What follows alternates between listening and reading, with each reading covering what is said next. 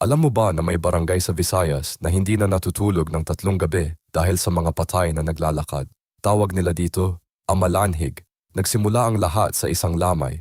Tahimik ang gabi. Nakahiga ang bangkay sa kabaong. Bigla, tumayo ang patay. Hindi siya gumalaw katulad ng normal na tao. Tuwid ang mga braso. Hindi nakakayuko. Hindi nakakatingin sa gilid. Nagsisigaw ang pamilya. Tumakbo sila sa mga sulok ng bahay.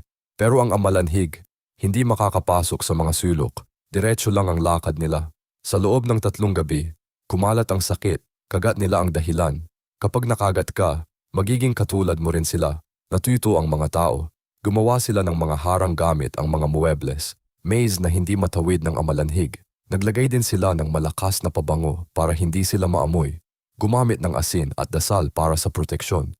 Bakit nangyari ito sa kanilang barangay? May cholera outbreak kasi noon. Hindi nila nagawa ang tamang libing. Hindi nasunod ang tradisyon. Kaya nagalit ang mga patay.